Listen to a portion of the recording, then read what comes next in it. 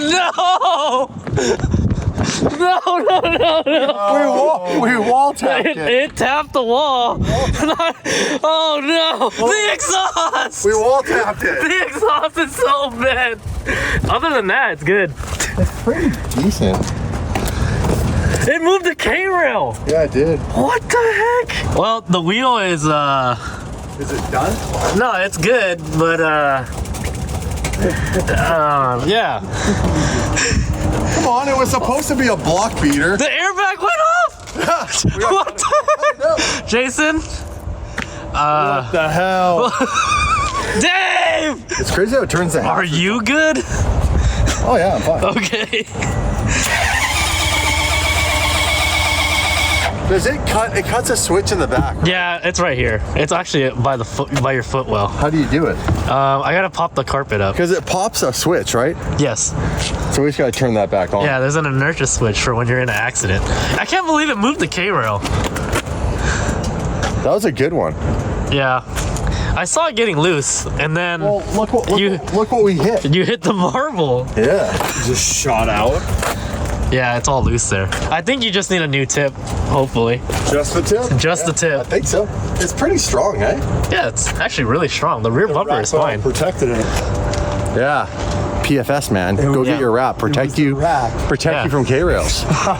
You know what we need to do that we haven't done in a hot minute? What? We have to get the Milwaukees out and actually blow all this off. Because, like, look at how it's accumulated. Because when you hit this, like, this is like the definition of the marbles at the racetrack. We actually swept it like a week ago. Look at this. Look at this pile. But you know what happened? You can see where I slid. You know what happened last night? What? We made this pile last night. I know. That's actually true. There's like a whole tire in here. So this car was the cause of its own accident. Yeah, that's true. Actually, no. I've been the cause of its own accident. Okay, do you mind grabbing that screwdriver? Yeah. So this is another night where I was supposed to go home, but I decided, no, let's stick around, hang out. It'll be fun. And then bad things happen. As we said before, when Mike goes home, always something bad happens. So Mike should just never leave.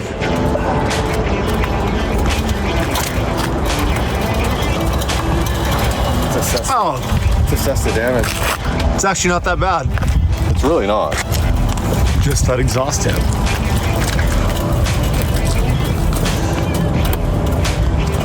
Oh, we got How's the wheel? We got a broken wheel. Ooh, okay. But that's it. Bumper's pretty solid. You know what I think? Maybe a little quick I wrap. actually think the wheel hitting the K-rail saved the bumper Yeah. because it broke the wheel. Yeah, they broke a chunk of it. But it's an excuse to get new wheels, which I was getting anyhow. This is why we need to get cheap wheels. You think? For real. I could just get another one of these Ferrari wheels on eBay. It did this in pretty good. Yeah, I pushed it in. Look at that. But that's fine. I'm just taking the carpet panel out. This will be easy. Is it danger to manifold down there? Nah, there's just the ECU down here. Oh, okay. Yeah, it's just a little kick panel, and then there's an inertia switch for accidents. I guess this is an accident. Was it? Is that what that is? I don't know. Was it purposeful or was it an accident? I think it was an accident. If I had to guess. You know, some sense in me says that it was a little bit purposeful. Just the way the day was going. You filming when I crashed? Yeah. That's amazing. Does Dave know yet? No. There you go. Happened back there. Oh. I mean, it's basically. It's circle enough. That's. What? Wait, don't break the. I think I gotta pull the bumper off. Don't break the rest of the exhaust. We can replace the tip. That's fine. I mean, I guess it looks better. Oh, I can breathe. Boom, boom. Hey man, block beaters. This was not intended for the car to stay pretty. That's true. It wasn't intended to be crashed, but it was intended to push the limits and get out here and have fun. And we were talking about doing wall taps with these cars and all that. Hey, I've broken mine in. Now it's Dave's turn. Oh, here it is. It actually broke off of its holder. Did it? Yeah. Here's the switch. It's supposed to be clipped on right here. I don't know why it flew off. Oh, That's actually why he hit the wall, huh? yeah. No. No, it's because I was dumb, didn't clean up my own property, and I hit all this. Well, this is where we went in. Yeah. Right here. Look what my tire's on top of. All this. And when you run your foot on it, feel how slippery it is. You feel it. Wild, right? I can't believe I crashed. The car was revving. Dave hears the car stop and he doesn't come running out. Nothing. Like clearly someone crashed if the car was on. I moved this thing pretty good. You don't let anybody come out here yet because we're actually getting these pinned. The pins are actually on their way. Yeah. You try and start it now? Yeah, try and start. Good to go. Alive. Good to go. I'm gonna go get the H1 and put the K-rail back in place. Oh god. Should we call it a night, or just gonna get better or worse? I don't know. It's all about perspective, I Jason. guess so. Dave, you're missing all the action. I crashed the 599. Actually? Oh yeah! Moved the K-rail like 3 feet. Yeah. Jason's airbag went off. Dave, you're here. Even fixed it a little bit. Holy sh**. From the bumper hitting? Well, I've never had to have. What was that like? We hit the wall. What did that feel like? No. Luckily it didn't.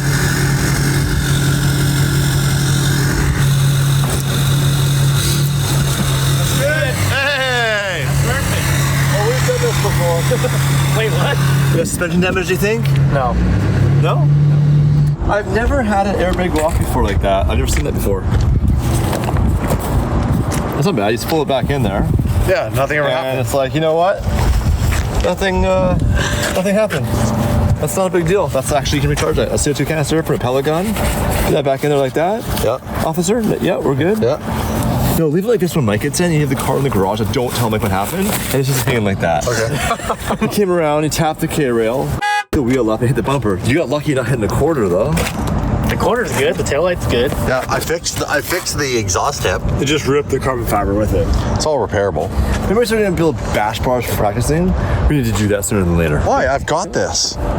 You don't got that. Yeah, I do. Those wheels were sick too. That sucks. Not really. These are dead cheap on the internet. Are they fake? No, these are real. These are Ferrari wheels. They're dead cheap because nobody wanted them because nobody wanted 599s. Fair. Yeah, it's a lesson. And you know what? If I'm gonna learn a lesson, at least I'm learning it where it's safe on my own property with K-rails. Yeah, we never do that in the streets. That'd be stupid. Yeah. And the best part is, not a write-off. Have you driven this car yet? No. Be gentle in case this girl threw her in. Copy that.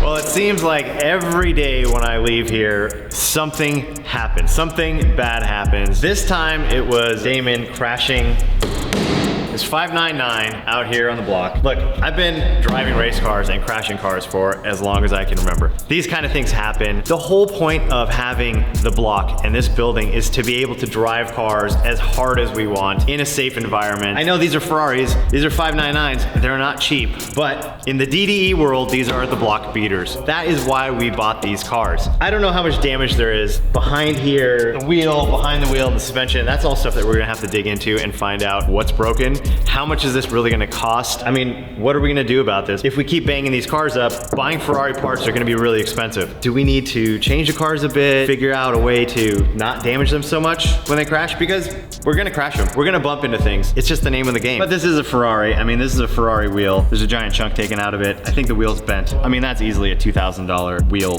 used. Let's pull this wheel off and kind of inspect everything behind the wheel, because when you hit a wheel really solid like that, you can bend a lot of other stuff. There's also drivetrain issues. If he was on throttle, when it hit and that wheel tries to stop immediately, you can have transmission issues, you can have axle issues. We're not gonna know until we pull this wheel off and get in there and inspect it.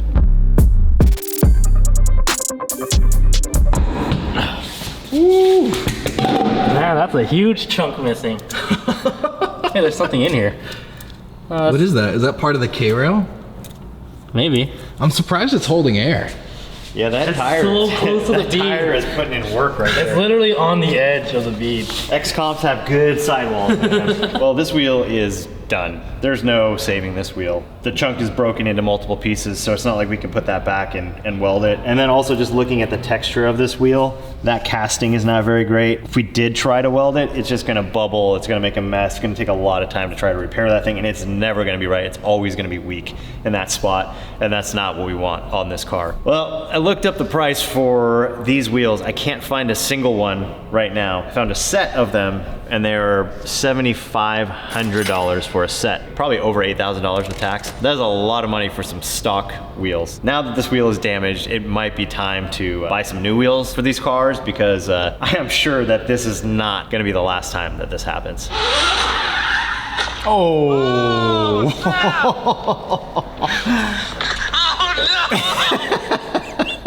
Oh man, Tim, you're pretty pumped on that, huh? Obviously we have a lot of other damage here too. I'm sure this bumper is not cheap. We could repair it, but down here where it's carbon, there's no way to really fix that. We will never get this bumper back to 100% original, even looks wise. Obviously on the inside, there's gonna be layers of fiberglass bonding it all together, but in this spot, this would have to probably all get painted black to kind of cover that up. So it'll never have that carbon look again, unless we bought a brand new bumper for it. I'm pretty sure it's gonna be a lot of money. There are not a ton of these cars, and to find a used one that's in great condition is probably gonna be really, really difficult to do. And I don't even know what else is damaged back here. So I think at this point, we just need to take the rear bumper off and see what else is damaged behind this skin. So we are here where the incident occurred. Ooh, on the site. On the site, back here at the block, there's a lot of different surfaces. So we go from asphalt to concrete, and then there's different asphalt, and then there's different concrete. And this area, it's almost like the concrete is polished. It's very smooth, which gives you very little grip. The biggest issue is all of this shiny stuff here. That's old tire rubber that's laid down. Woo! I don't know if you guys know, but if you look at an old tire that's been sitting in the sun for years, right? That tire turns to plastic basically. It has no more give left to it. It's not soft anymore. That rubber that gets spread out here from tires basically ages like that, and it gets almost like plastic. So driving on this slippery stuff, the car just wants to keep rotating. And then to make things even worse, all of the marbles, all the burnt bits of rubber that come off the tires, because that's what the tire smoke is. It's these pieces coming off and smoking because they're so hot. All that collects and kind of ends up in this corner just because of the way the wind blows. He was just in the wrong place at the wrong time. He was over here, it was dirty, he didn't have any momentum, and he kicked it out in the car. All the momentum went sideways and not forward at all, and he ended up right there in the K-rail. So you can watch this stripe right here coming through that slippery bit, and then right here, and then boom, slammed into the K-rail, and that was the end of that wheel. This K-rail actually moved when he hit it, which is pretty amazing because these things weigh 8,000 pounds each. The car weighs like 3,000 pounds. He hit it with some good force to be able to move this K-rail a foot or a foot and a half over in that direction. Pretty solid hit.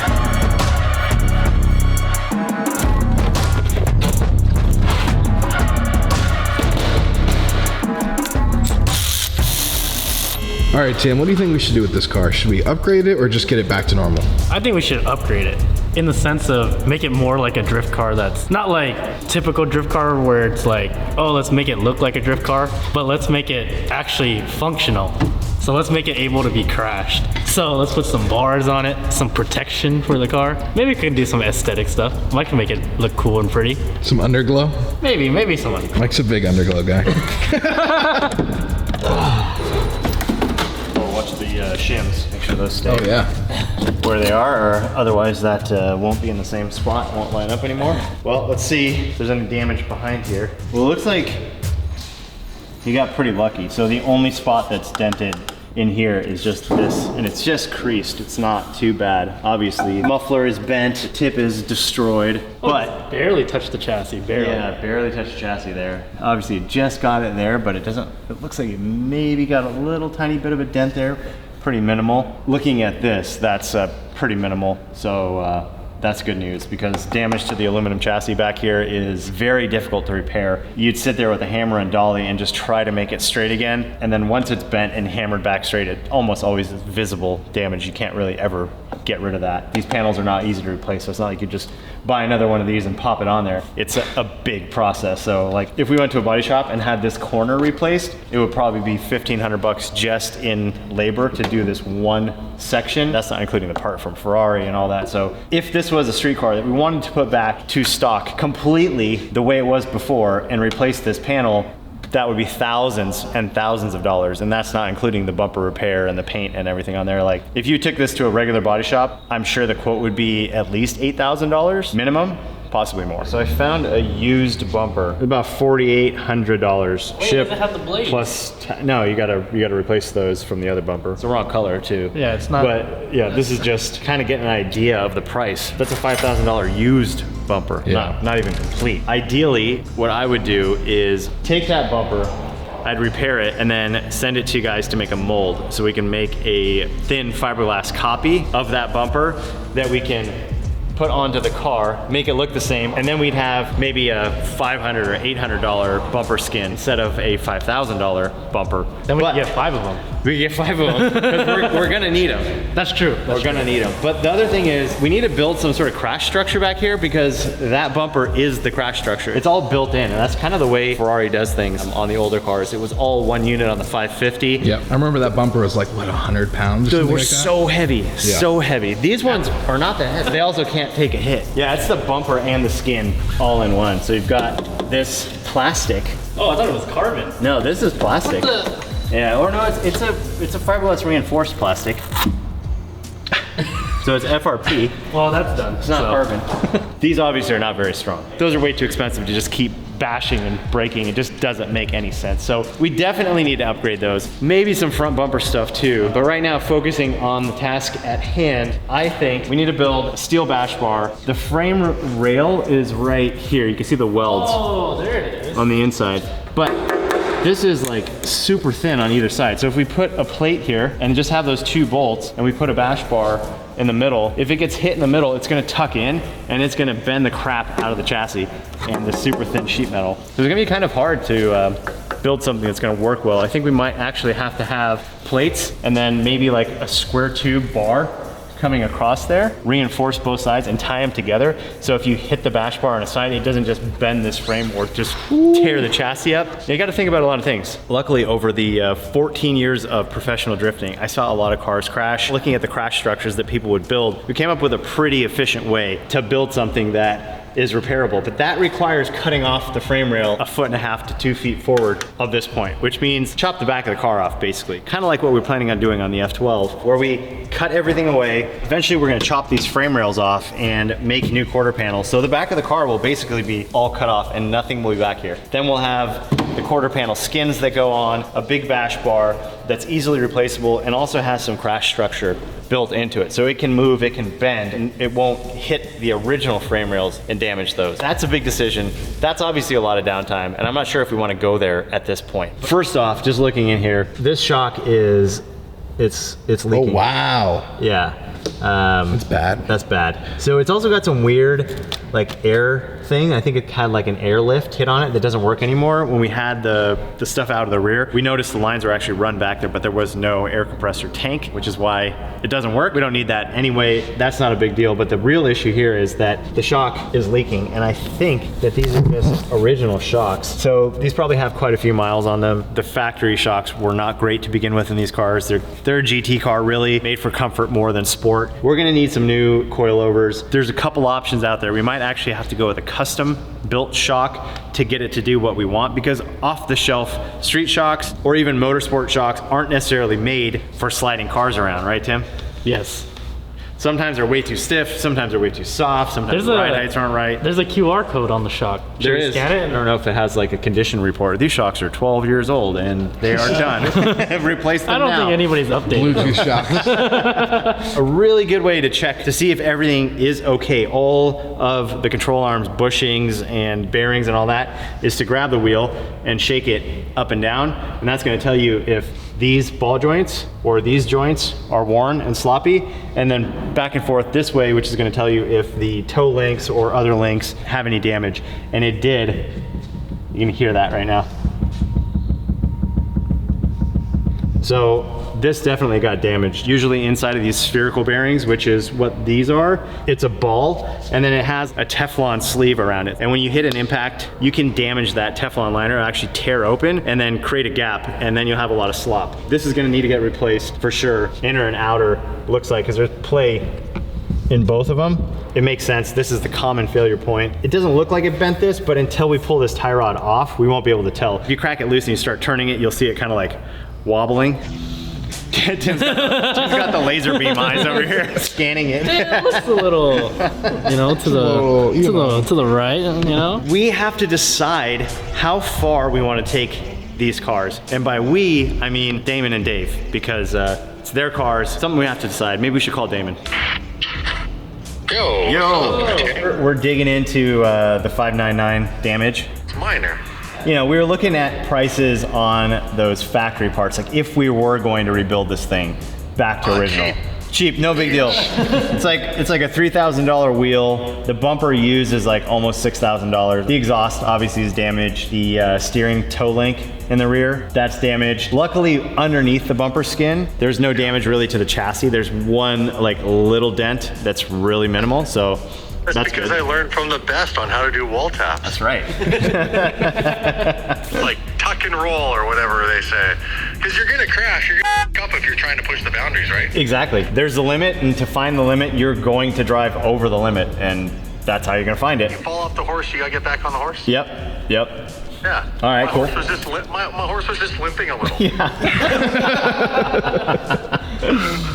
My horse is like, get off me. For a possibility of a crash bar on this thing, we're looking at how we can actually achieve that, because this aluminum chassis is so different than most other cars. Where it mounts to is like really thin. So we can't just do kind of like a square pad with the 2 bolts to bolt it in place. If that gets hit with a crash bar, it's gonna do more damage to the chassis because it's gonna bend that. I hear what you're saying. So full cage, full tube chassis. Yeah, I got it. We were talking a little bit about that. Yeah. What's the next step? What's the evolution of this car? How far do we want to go? Well, people miss Sean. Sean's gonna have a lot of work ahead of himself. Chop the back of the car off, make some Kevlar quarter panels. Yeah, cage Sounds like it. nothing Sean can't tackle between flying and drinking beer. By the way, I want to make something clear. Sean doesn't do those in tandem. Yes. If the FAA is listening. Or the other, yeah. Yeah, come up with your crazy ideas. You guys know my cars are your cars, and whatever you recommend, I trust you. Cool. We'll look and see what we can do. I want to minimize the amount of downtime we have. I want to get the cars working so you can drive more. I kind of have an idea for the crash structure, and then possibly in the future we can repair that bumper and then have it sent off and have somebody make a mold so we can make some fiberglass skins. So it'll look like a 599 from the outside. They'll just be $500 or $800 bumper skins instead of a $5,000 bumper skin. It all makes sense to Dave's salary. Got to keep Dave happy. Got to keep a few shekels in there for him. Yeah, just a couple. Just a couple. Just enough for a plane ticket. So they can get back to work. Dave's kids live on caviar, bro. It's crazy, man. All right, so we basically got the green light to cut the back of the car off and do whatever we want, but I'm not gonna do that. I got an idea. Mike? What's up? Back to your rotary roots. Oh, damn. Just kidding. We're gonna ditch this V12 and throw a rotary in it. 12 rotaries. Yeah, we're not doing that. We gotta build a bash bar for this thing. I've come up with an idea that should work, and I think it's gonna be a 2-piece thing. The first piece connected here, wrap around to these points to that point, kind of a U shape that goes all the way around the car, probably with some rectangular tubing. That way, that piece will be bolted to the car, spread that load out over from the left side to the right side and the back of the car. And then on top of that, we can do a bash bar that bolts on to that rectangular tubing. That's easily replaceable. Maybe one tube with a couple standoffs and a couple like 2-bolt flanges or something like that. So it's gonna be a multi-piece. It'll be the piece that protects the chassis, and then the secondary piece that's gonna be the piece that actually bends. Hopefully that'll work. This piece will be bigger, stronger, and thicker to hold all of this in place and hopefully not bend the chassis. If you hit the wall hard enough, it's gonna bend no matter what. To try to eliminate that, I think this 2-piece thing is gonna work. And then we have to do something about the exhaust system because the tips stick out of the back like they do on every single production car. For a drift car, that's not at all ideal because you can see what happened when it hit the wall. It completely smashed the tip shut and also bent the muffler and pushed the muffler over. So the muffler is tweaked. It's never gonna be the same again. We might just have to completely build a new rear section of the exhaust. I think what we're gonna do is a center exit. That way, both the sides are clear. So if you get into the wall on the sides, you're not gonna hit the exhaust and you're not gonna bend the exhaust.